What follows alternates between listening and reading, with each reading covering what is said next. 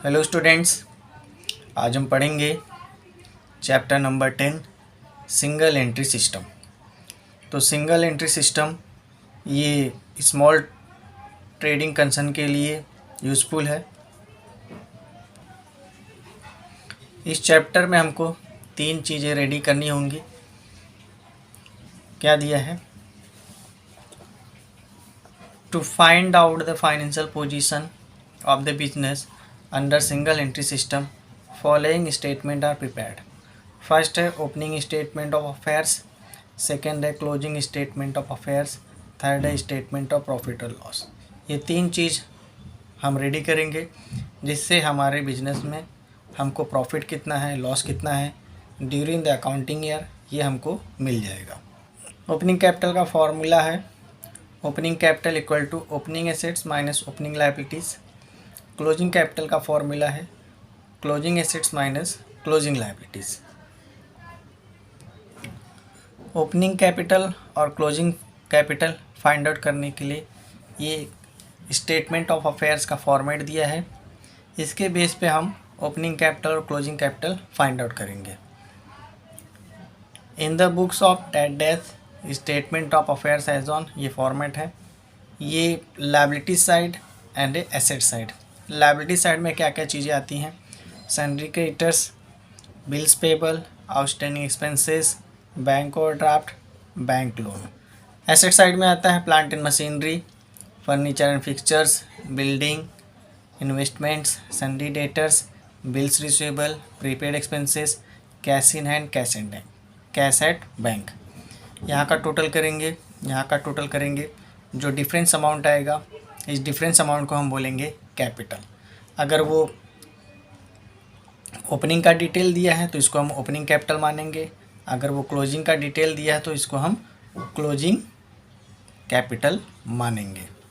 तो opening capital and closing capital हम दोनों साथ में कैलकुलेट कर सकते हैं, या तो सेपरेट अकाउंट बना के कर सकते हैं।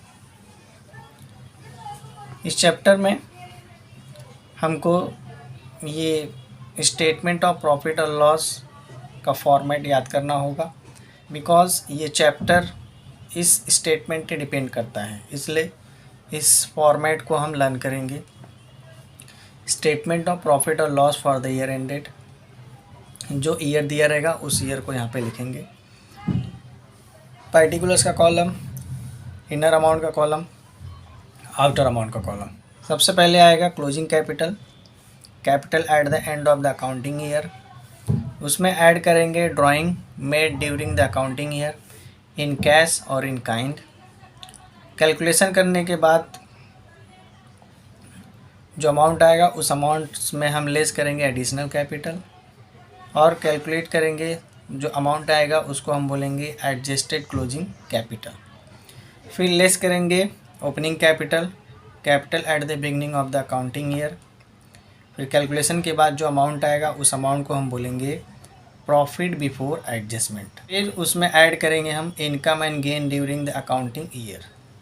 जितनी भी हमको इनकम हुआ रहेगा, जितना भी हमको प्रॉफिट हुआ रहेगा ड्यूरिंग द अकाउंटिंग ईयर, उसको हम क्या करेंगे, यहाँ पे ऐड करेंगे। फर्स्ट है इंटरेस्ट ऑन ड्राइंग्स, इनकम है हमारे लिए। इंटरेस्ट ऑन इन्वेस्टमेंट इनकम है। प्रीपेड एक्सपेंसेस है, कुछ एक्सपेंसेस हमने पहले पे कर दिया। आउटस्टैंडिंग इनकम है। अंडर वैल्यूएशन ऑफ एसेट्स, मतलब increase in the value of assets. Assets का वैल्यू इंक्रीज होना मतलब हमारे लिए प्रॉफिट होता है, इसलिए इसको ऐड करेंगे। ओवर वैल्यूएशन ऑफ लायबिलिटीज़, मतलब decrease in the value of liabilities. Liabilities का वैल्यू डिक्रीज होगा तो मतलब हमारे लिए प्रॉफिट होता है। इन सारी चीज़ों को हम ऐड करेंगे। नेक्स्ट लेस करेंगे expenses and losses during the accounting year. उसमें से जितने भी एक्सपेंसेस हुए रहेंगे, जो भी लॉसेस हुए रहेगा अकाउंटिंग ईयर में, उसमें हम क्या करेंगे, लेस करेंगे। सबसे पहले आता है इंटरेस्ट ऑन कैपिटल, हमारे लिए एक्सपेंसेस है। Interest on bank loan expenses है। Bad debts and provision for bad and doubtful debts हमारे लिए लॉस है। Depreciation on fix assets loss है। Over valuation of assets means decrease in the value of assets. Assets का value decrease होना मतलब हमारे लिए लॉस है। अंडर वैल्यूएशन ऑफ लायबिलिटीज़, यानी कि increase in the value of liabilities, यहाँ पे लायबिलिटीज़ रहेगा, एसेट्स लिखा है, प्रिंटिंग मिस्टेक है। तो increase in the value of liabilities, liabilities का इंक्रीज होना मतलब हमारे बिजनेस के लिए लॉस है। Outstanding expenses, income received in advance, इतनी सारी चीज़ें हम क्या करेंगे, इसमें से लेस करेंगे।